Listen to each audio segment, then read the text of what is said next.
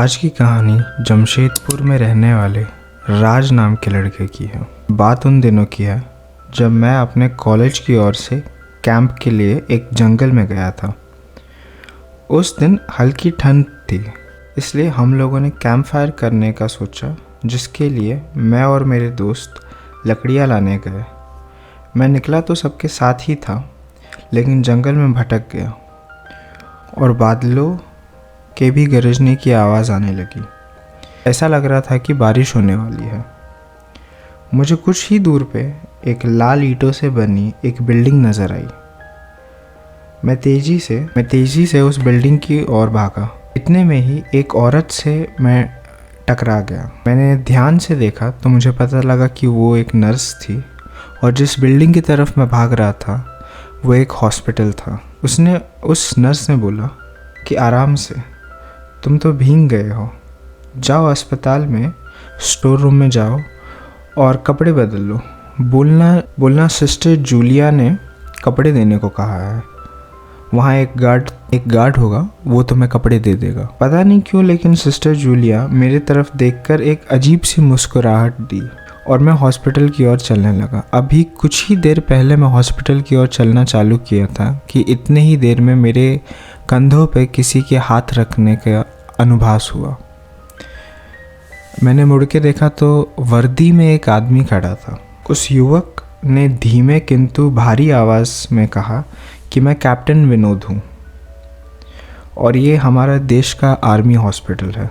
मैंने भी डरते हुए बोला, मुझे सिस्टर जूलिया ने यहाँ रहने की अनुमति दी है। कैप्टन ने बोला, तो तुम जूलिया से भी मिल चुके हो? मैंने पूछा, जी क्या मतलब है आपका? कैप्टन ने कहा, कुछ नहीं, चलो मैं तुम्हें कपड़े दे देता हूँ। और मैं कैप्टन के पीछे एक बड़े रूम में गया। कमरे में चारों ओर हरे रंग के पर्दे लगे थे। एक बड़ा सा बेड पड़ा था और बेड के सामने ही सोफ़ा पड़ा था। बीच में एक टेबल था जिस पर 2 ग्लास और एक बड़ी सी बोतल रखी हुई थी। एक पत्रिकाएं रखी हुई थी, अलग-अलग पत्रिकाएं रखी हुई थी।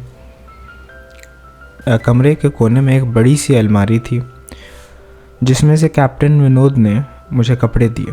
मैं बाथरूम में कपड़े चेंज करने गया।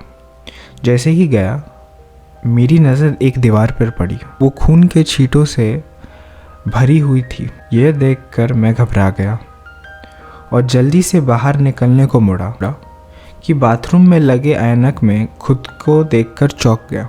ऐनक में मेरा पूरा शरीर तो नज़र आ रहा था, लेकिन मेरे शरीर पर मेरा सर गायब था। अब मुझे डर लगने लगा और मैं हड़बड़ा कर बाथरूम से बाहर निकला। मुझे इस तरह बाहर निकलता देख कैप्टन विनोद ने हंसकर पूछा, क्या हुआ? अरे हाँ, तुमने तो अब तक मुझे अपना नाम भी नहीं बताया। मैंने बोला, कैप्टन, आपके बाथरूम के एक दीवार पर पूरा खून की छींटों से भरी हुई है और तो और आपके बाथरूम में लगे ऐनक भी कुछ अजीब से है।